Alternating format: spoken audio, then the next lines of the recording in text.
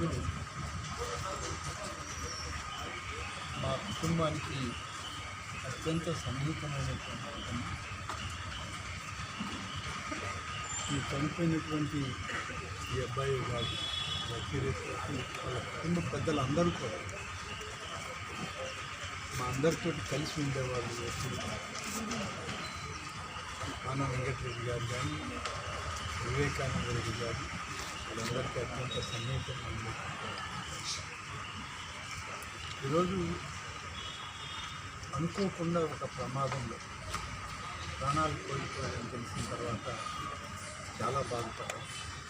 అందరికీ బాధ కలిగింది. ఒక మంచి మిత్రుని కోల్పోయాం. ముఖ్యంగా తెలుగుదేశం పార్టీకి ఒక మంచి కార్యకర్త, నిబద్ధత కలిగినటువంటి రాజకీయ నాయకుడిగా అంచెలంచెలుగా రాజకీయాల్లో ఎదుగుతూ ఒక మంచి స్థానానికి ఎదిగినటువంటి వ్యక్తి. ఇంకా ఎక్కువ మంచి స్థాయికి వెళ్తాడు, వెళ్ళే అవకాశాలు ఉన్నాయి.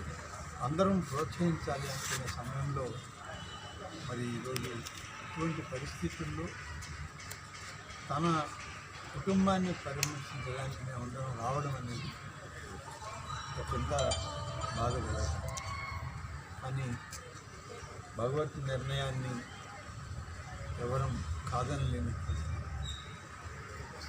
ప్రమాదం అనేటువంటి ఏ పక్క నుంచి ఎలా ముందుకొస్తుందో ఊహించడం కూడా ఊహించినటువంటి అందరం కలిసి ఒక పండుగ వాతావరణంలో ఉంటామని అనుకునే సమయంలో ఇటువంటిది జరిగింది. మరి ముఖ్యంగా ఇటీవల కాలంలో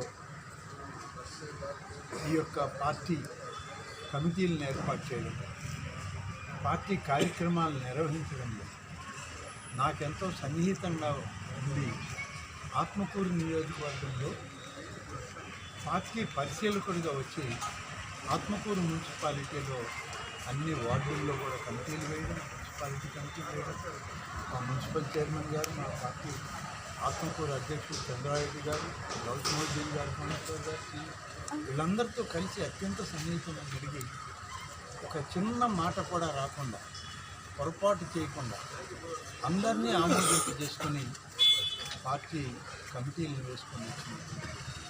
నేను ఏ రోజు వీళ్ళకి చేయి, వాళ్ళకి చేయి నన్ను కనీసం నేను అడగలేదు, నేను చెప్పలేదు, తను కూడా అడగలేదు.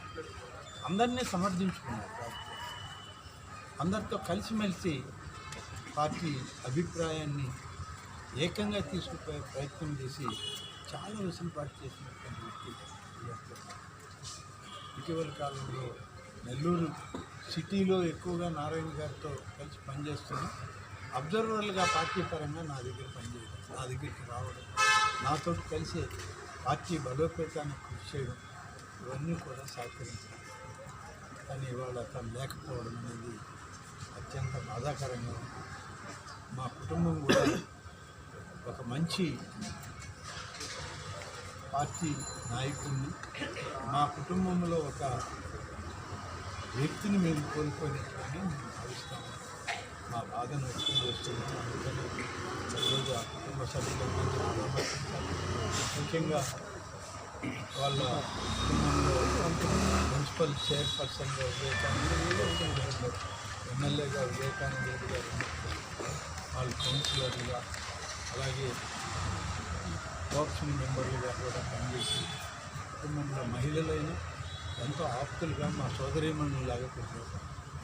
వాళ్ళందరినీ చూస్తుంటే చాలా బాగా చేయగలిగినటువంటిది భగవత్ నిర్ణయం. కాబట్టి ఆ నిర్ణయానికి కట్టుబడి అందరం కలిసిమెలిసి ఉండాలి. ఆ కుటుంబానికి భగవంతుని పూర్తి ఆశీస్సులు, అండదండలు ఉండాలి. రాబోయేటువంటి తరాలకు కూడా మా వంతుగా మేము ఎప్పుడూ వాళ్ళతో కలిసి ఉంటాం, వాళ్ళకి అన్ని విధాలుగా సహకరిస్తాం.